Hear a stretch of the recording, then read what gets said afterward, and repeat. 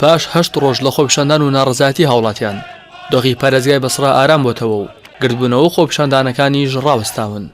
خۆپیشاندەرانیش چاوەڕێی جێبەجێکردنی ئەو بەڵێنانە دەکەن کە لەلایەن حکومەتەوە پێیاندراوه. هاوكات داوای چارنووسی دەستگیرکراوانی خۆپیشاندانەکانیش دەکەن.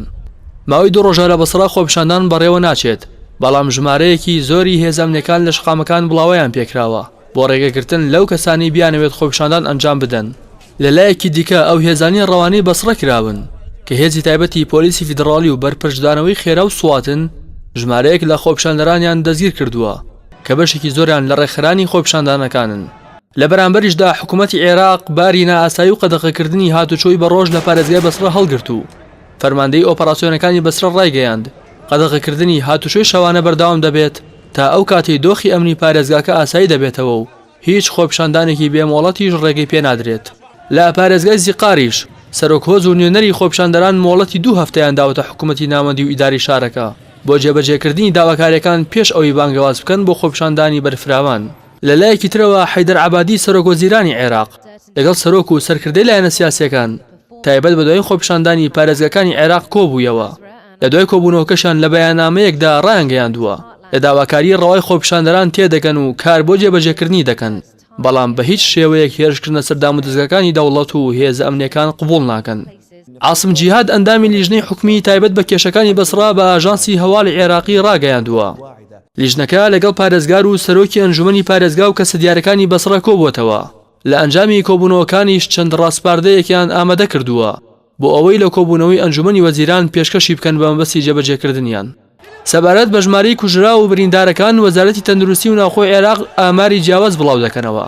لە کۆنگرەیەکی ڕۆژنامەوانیدا وتەبێژی وەزارەتی تەندروستی عێراق ڕایگەیاندووە لە ئەکامی ئەو خۆپیشاندانانەی لە یەکشەمەی ڕابردووەوە لە پارێزگاکانی باشوور سەری هەڵداوە 8 کەس کوژراون و 56 کەسی تریش بریندار بوون و دۆخی تەندروستی 7 لە بریندارەکانیش ناجێگیرە.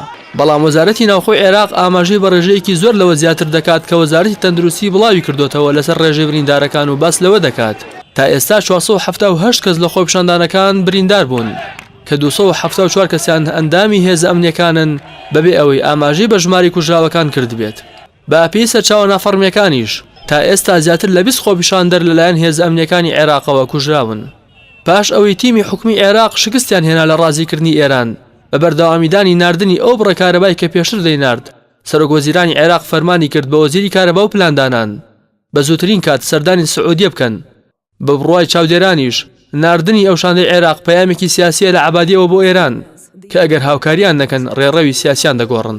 لە بەیاننامەیەکیشدا ژووری بازرگانی عێراق ڕایگەیاندووە بەهۆی خۆپیشاندانەکانی عێراق و پشڕانی ئینتەرنێتەوە لە زۆرێک لە پارێزگاکان لە ماوەی 1 ڕۆژدا زیانی ملیۆنێک دۆلار بە کەرتی بازرگانی عێراق گەیشتووە.